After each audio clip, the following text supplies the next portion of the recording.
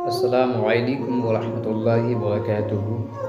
آج ہم آپ کے سامنے پیش کرنے جا رہے ہیں حضرت محمد مصطفیٰ صلی اللہ تعالیٰ علیہ وسلم کا ایک ایسا واقعہ جس کو سن کر آپ کے آنکھوں میں بھی آنسو آ جائیں گے۔ جی ہاں دوستو، پیارے نبی حضرت محمد مصطفیٰ صلی اللہ تعالیٰ علیہ وسلم اور ایک بوڑھی عورت کا واقعہ، جس میں ایک بوڑھی عورت مکہ کو چھوڑ کر جا رہی ہوتی ہے سرکار دو جہاں صلی اللہ تعالیٰ علیہ وسلم کے ڈر سے۔ وہ بوڑھی عورت حضور صلی اللہ تعالیٰ علیہ وسلم سے بہت بغض رکھتی ہیں اور ان کے بارے میں برا بھلا کہتی ہیں، وہ بھی سرکار کے سامنے ہی۔ پھر سرکار دو جہاں صلی اللہ تعالیٰ علیہ وسلم کیا کرتے ہیں، یہ دیکھ کر اس بوڑھی عورت کے آنکھوں میں آنسو آ جاتے ہیں۔ پیارے دوستو، اس واقعہ کو سن کر آپ کے آنکھوں میں بھی آنسو آ جائیں گے۔ ہمارے سرکار صلی اللہ تعالیٰ علیہ وسلم کا اخلاق، ہمارے سرکار صلی اللہ تعالیٰ علیہ وسلم کی سیرت کتنی اعلیٰ و افضل ہے۔ تو میری آپ سے گزارش ہے کہ اس واقعہ کو مکمل طریقے سے سمجھنے کے لیے اس ویڈیو کو پورا ضرور دیکھیں۔ جب اللہ کے رسول صلی اللہ تعالیٰ علیہ وسلم نے اللہ کا پیغام دنیا کو سنایا کہ اللہ کے سوا کوئی عبادت کے لائق نہیں، اللہ ہی معبود ہے، اور فرمایا میں محمد اللہ کا رسول ہوں، تو یہ سن کر مکے والے اللہ کے رسول صلی اللہ تعالیٰ علیہ وسلم پہ ظلم کرنے لگے۔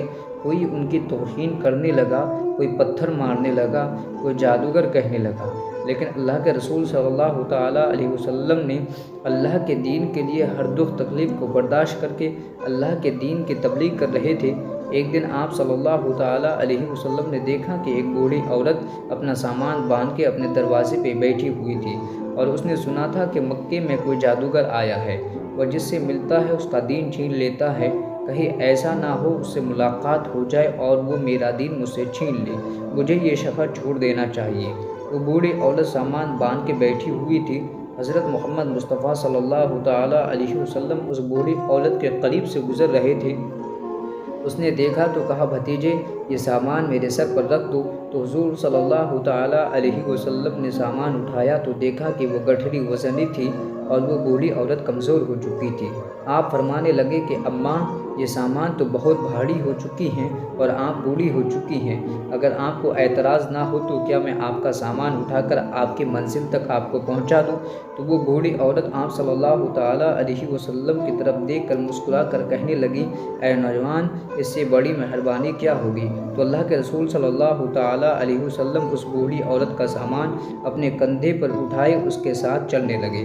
بوڑھی عورت آپ صلی اللہ تعالیٰ علیہ وسلم اور وہ بوڑھی عورت ساتھ ساتھ چل رہے تھے۔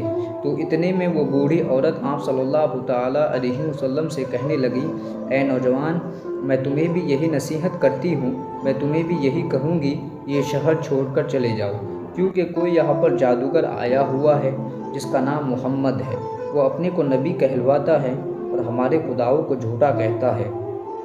اے نوجوان، اس کے لبوں سے نکلنے والی لفظوں میں اتنا بڑا جادو ہے، کہیں جو بھی اس کی باتوں کو سنتا ہے اس کا ہی ہو جاتا ہے اور اس پر ایمان لے آتا ہے۔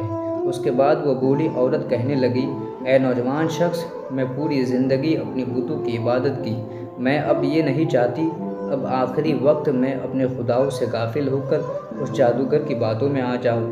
اس طرح پورا راستہ وہ بوڑھی عورت اللہ کے رسول صلی اللہ تعالیٰ علیہ وسلم کی توہین کرتی رہی، انہیں برا بھلا کہتی رہی، اور اللہ کے رسول حضرت محمد مصطفیٰ صلی اللہ تعالیٰ علیہ وسلم پورے راستے اس بوڑھی عورت کا سامان کندھوں پر اٹھا کر خاموشی کے ساتھ اسے سنتے رہے۔ جب اس بوڑھی عورت کی منزل آ پہنچی تو اللہ کے رسول صلی اللہ تعالیٰ علیہ وسلم اس کا سامان اس کے سپرد کیا اور آپ صلی اللہ تعالیٰ علیہ وسلم وہاں سے جانے لگے۔ تو وہ بوڑھی عورت پوچھنے لگی، اے نوجوان، کون ہو تم نے اپنا نام تو نہیں بتایا؟ تو حضور صلی اللہ تعالیٰ علیہ وسلم فرمایا، اماں، نام میں کیا رکھا ہے کہ آپ کا کام ہو گیا، بس یہی شکر ہے۔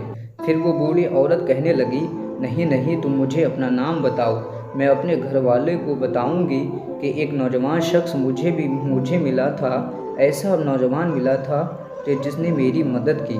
اللہ کے رسول صلی اللہ تعالیٰ علیہ وسلم فرمایا، اے اماں، پورا راستہ جس محمد کی تم توہین کرتی رہی، جسے تم برا بھلا کہتی رہی، وہ محمد رسول اللہ میں ہی ہوں۔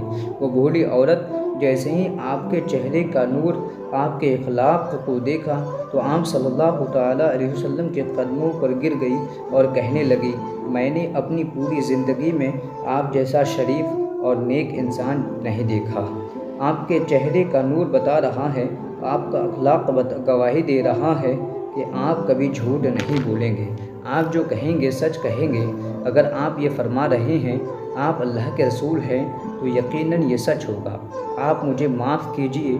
اور اسی وقت وہ بوڑھی عورت آپ صلی اللہ تعالیٰ علیہ وسلم کی نبوت کی گواہی دے کر کلمہ پڑھ کر مسلمان ہو گئی۔